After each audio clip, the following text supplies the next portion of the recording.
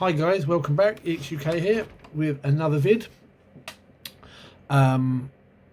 This time I'm talking about character choices, gender and races. There was something I read a few years ago now about, or rather for, artists, authors and the like. Suggestions for their characters.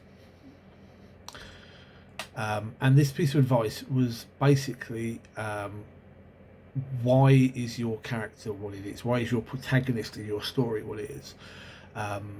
If it's a man or a woman, what's your choice? Why are you playing? Why is your main character that gender? Likewise, if your character is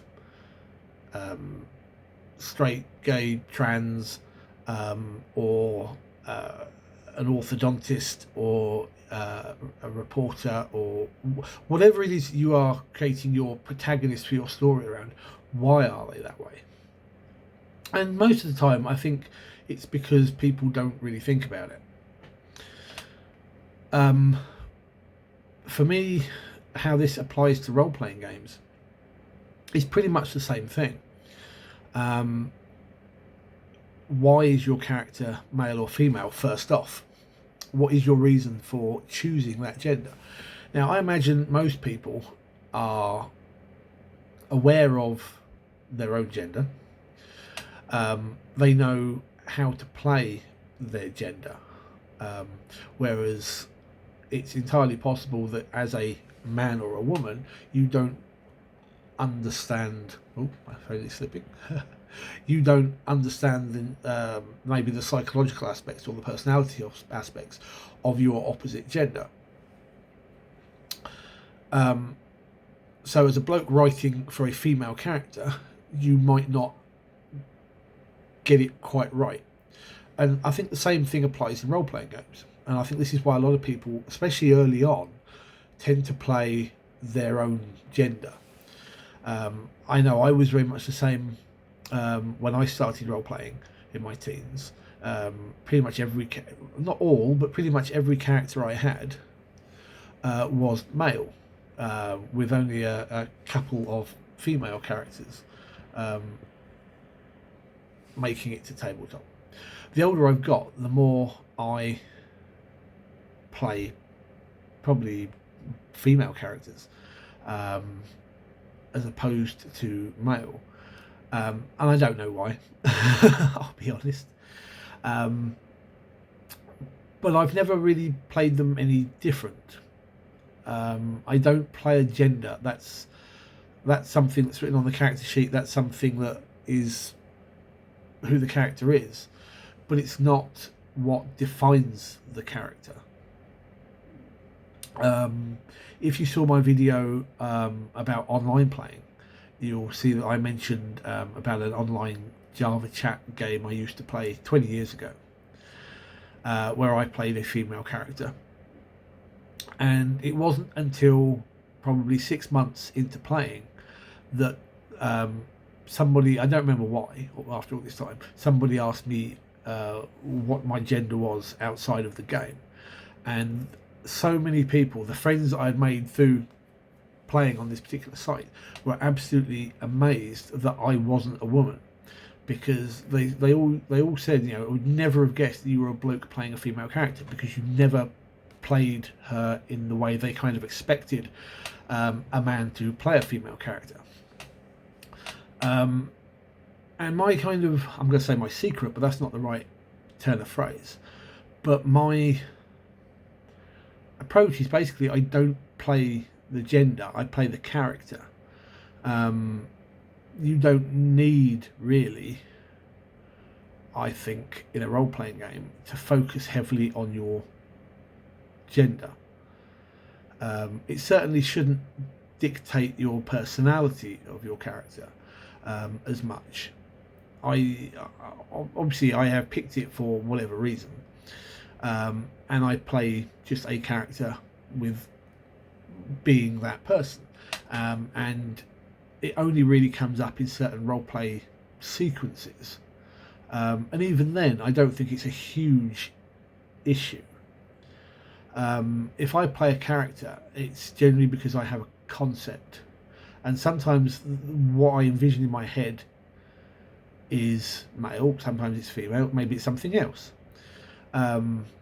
Likewise, I have played characters that are straight or gay, but unless it actually comes out for some reason in the game, no one is ever going to know one way or the other.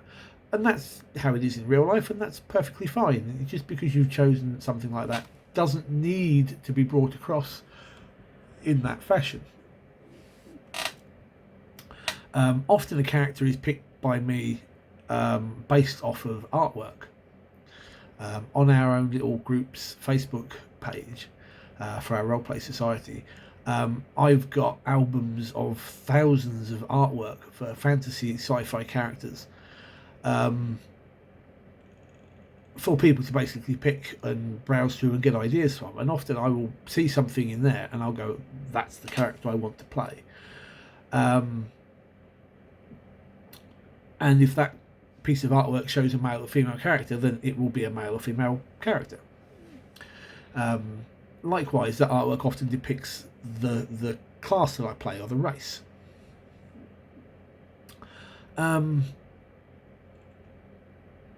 So I think there's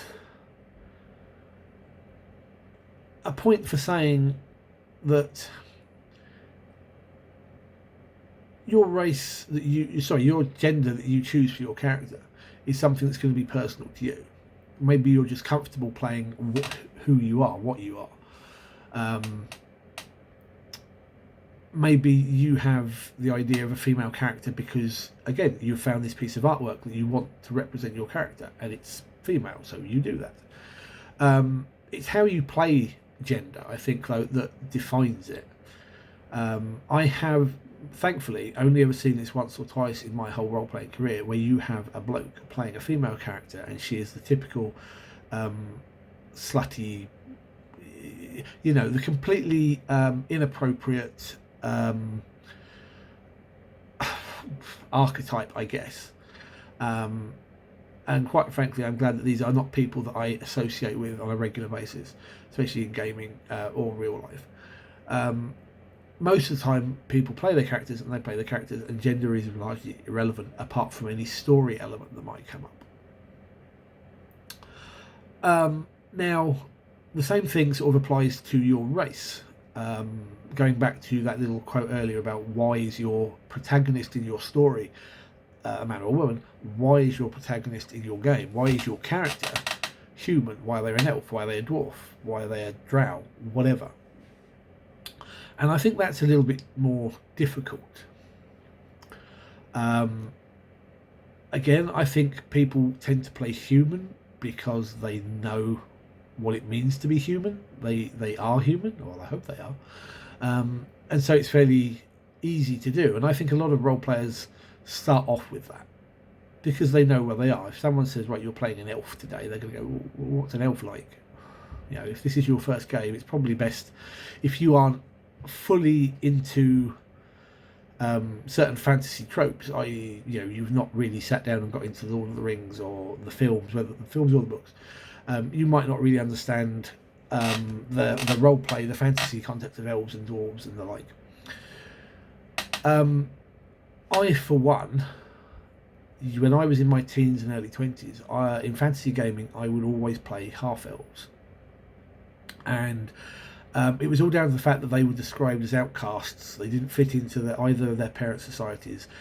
They were the misfits, shall we say. And as somebody who, it's only really in recent years has realised that I am very much an introvert, that I don't really fit in, and I don't feel that I fit into society. I don't have the same desires to go out and socialise that so many people do. My gaming is my socialisation. Seeing my girlfriend is here and there is my socialisation. I don't want to go out down the pub. I don't want to go away for a weekend or a week's holiday with people. I want to stay at home and do what I do. I've come to realise that pretty much that was the half elf by its concept, as they appeared in fantasy role playing games 20 odd years ago, nearly 30 years ago. It was very much me. So I had that reason for playing that race. When it comes to anything else, again, like as I mentioned with the artwork, often I will see a piece of artwork and I go, "Oh, barbarian, it's an orc, so I shall play a half orc," and I'll use that artwork because I really like the artwork. But oftentimes I think in role-playing games, whereas gender is what you are, I'm going to say what you're comfortable with, I think your race is often, and unfortunately so, picked by a mechanical aspect. Again, I will use Pathfinder First Edition as that is my game of choice. If I was going to be playing a fighter, if I haven't got any other particular preference for some reason, I would play human, because that extra feat you get means you get a step up on other fighters. If I'm going to play a ranger, it will probably be an elf or half elf. If I'm going to play a rogue, it will probably be a halfling. If I'm going to play a bard or a sorcerer, yeah, sure, I might play a human for the same sort of reason as the fighter, to get those extra feats. But mechanically, gnomes and halflings are better options. If I want to play a barbarian, yes, I could play the big muscle-bound human, but half-orc makes for a much more mechanical option. And unfortunately, I think this is the difference, where you may have, as a person, as a player, might have a thing for elves. I've known players like that. They like to play elves. They like elves in fantasy literature and films and in artwork, and so they play elves. I've seen people have the same thing with classes. They like the idea of being the wizard, or they like the sneaky thief, or the ninja, or whatever their thing is. And I think race falls under that a lot. But largely, I think race is chosen from a mechanical aspect. In a way, it's somewhat different than picking gender based on that little blurb at the beginning.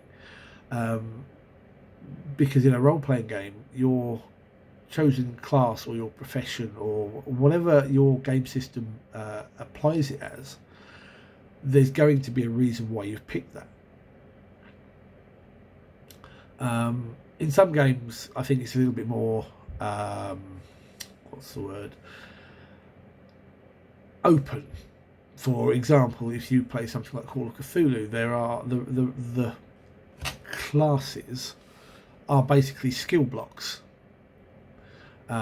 If you play GURPS, and basically it's a complete free-for-all. You can say you're playing a reporter from the New York Times, but whatever reason, you've got 4 ranks in heavy weapons.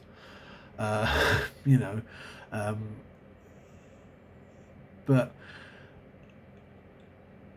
losing my train of thought now. But I think, again, I'm just going to say, race, I think, is generally picked from a mechanical aspect, which is a shame, really. Again, I don't know if I've mentioned this. I pick race based on a piece of artwork, oftentimes. Race, class, all that sort of thing together.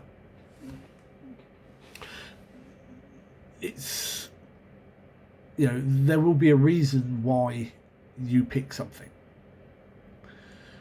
But you need to be the one to decide what that is. If you play the usual, if you always play a male character because you are male, I would recommend stepping outside that box. Try playing a female character. If you always play the fighter because it's simple, you just have to run up and hit things, then I would recommend stepping outside the safety net and play something different. Play something like a warrior cleric and learn how to do the spells. Try and find something that makes your character interesting to you, even if it's not something that you play normally because it's comfortable or whatever your reason. I would recommend, seriously think about what it is why you've made your choices, why you have picked your gender, your race, your class. And see whether that's something you can work towards, you can do differently, or maybe come to a realization of why you pick that all the time. You know, what are your choices, and why do you choose that one? Anyway, this is rambling on, and I'm probably rambling in this last little bit. Anyway, thank you for watching, guys. I'm very interested in your thoughts on this, if you can keep up with the rambles. And I look forward to seeing your comments in either video responses or in the comments down below. So thank you for watching, guys. Thank you as always, and take care and good gaming.